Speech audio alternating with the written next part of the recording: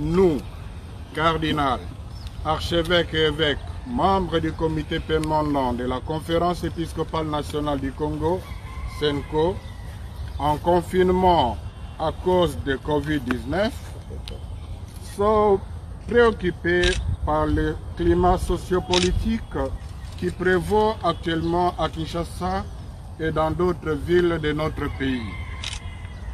Nous avons constaté que les propositions de loi sur la réforme judiciaire et l'absence de consensus des membres de la plateforme de confession religieuse sur la désignation d'un candidat commun à la Commission électorale nationale indépendante, CENI, ont suscité des vifs mécontentements au sein des différentes couches de la population congolaise.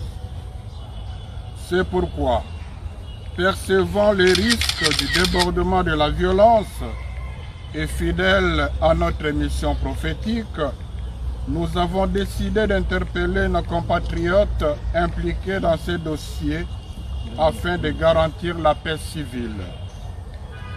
Tout en partageant le souci du peuple d'avoir les lois justes et des personnes idoines qui puissent contribuer au développement intégral de notre pays, nous condamnons toute forme de violence et recommandons à tous le recours aux moyens légaux et pacifiques pour exprimer leurs opinions.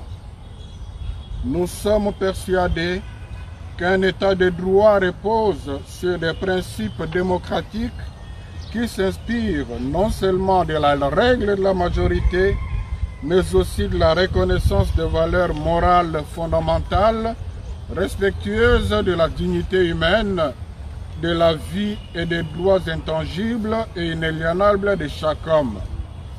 La loi de la majorité n'est pas nécessairement synonyme de vérité ou de raison, ni garantie de cohésion sociale. Une majorité parlementaire, si légale soit-elle, perd sa légitimité quand elle est déconnectée des intérêts et du bien-être du peuple. En plus, il est inadmissible que les lois soient taillées sur mesure selon les ambitions des leaders politiques, partis ou plateformes politiques, ou que certains de nos compatriotes montent des stratégies pour vider les institutions d'appui à la démocratie de leur indépendance fondée sur la Constitution afin de les inféoder à leur dictat. Ces agissements ne contribuent qu'à détruire la cohésion nationale et à déstabiliser les institutions étatiques. Il est clair que si on y prend garde, les propositions de loi sous examen à l'Assemblée nationale porteront atteinte à l'indépendance du pouvoir judiciaire, l'une des options fondamentales que notre Constitution du 16 février 2006 a érigée en disposition intangible dans son article 220. Il en est de même de la désignation des candidats membres du Bureau national de la CENI. Nous dénonçons la tentative des politiques de vouloir faire main basse sur cette institution d'appui à la démocratie. Les Congolais gardent encore frais à l'esprit la gestion chaotique des élections de 2018. Beaucoup ont même perdu la confiance en notre système électoral. C'est donc une nécessité de rassurer les futurs électeurs de 2023 que les choses ne seront plus comme avant.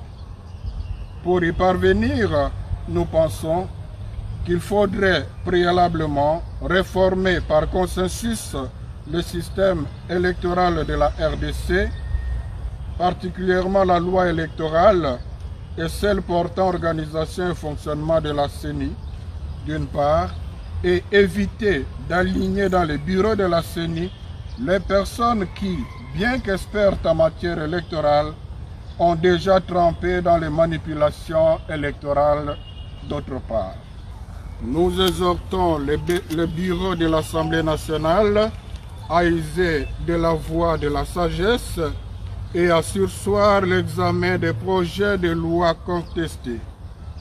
En ce qui concerne les candidats animateurs de la CENI, nous demandons qu'il ait au préalable la réforme de cette institution vitale pour un avenir heureux de notre pays.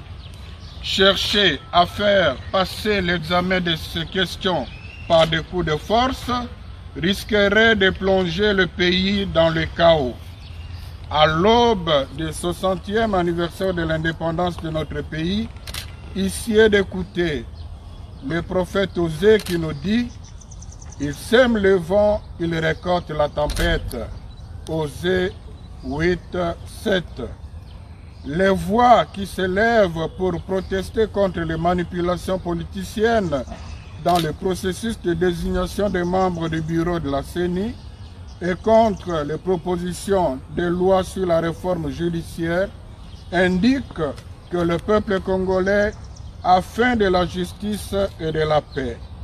Le bien-être du peuple congolais doit être le souci primordial de tout parti ou plateforme politique.